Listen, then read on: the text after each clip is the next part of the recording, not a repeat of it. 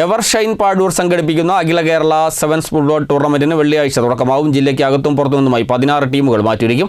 ഉദ്ഘാടന മത്സരത്തിൽ town team Omassery, town team കൊടിയത്തൂരുമായി ഏറ്റുമുട്ടും. ജീവകാരുണ്യ പ്രവർത്തനങ്ങൾക്കും വളർന്നുവരുന്ന കായിക താരങ്ങളുടെ പരിശീലനത്തിനുമായി എവർഷൈൻ പാഴൂർ സംഘടിപ്പിക്കുന്ന അഖില Kerala floodlit sevens football tournament വെള്ളിയാഴ്ചയാണ് തുടങ്ങുക.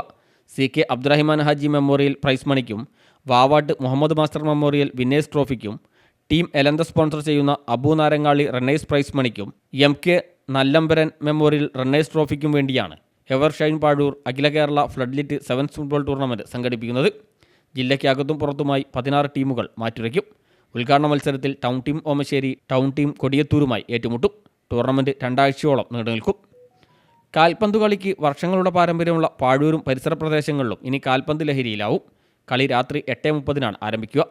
ഫെബ്രുവരി 13 ഫൈനൽ മത്സരം. ജീവകാരുണ്യ പ്രവർത്തനാർത്ഥം എവർഷൈൻ പായൂർ സംഘടിപ്പിക്കുന്ന ജനകീയ ഫ്ലഡ്ലൈറ്റ് ടൂർണമെൻറ്റാണ് പായൂർ പഞ്ചായത്ത് മിനി സ്റ്റേഡിയത്തിൽ വെച്ച് നടക്കുന്നത്. ഈ ടൂർണമെൻറ്റിൽ 16 ടീമുകളാണ് പങ്കെടുക്കുന്നത്. തുടർച്ചയായ 15 ദിവസമാണ് ഫുട്ബോൾ ടൂർണമെൻറ്റ് ഈ ഗ്രൗണ്ടിൽ നടക്കുന്നത്. 16 ടീമുകളാണ് പങ്കെടുക്കുന്നത്. CTV പ്രാദേശിക വാർത്ത മാവൂർ.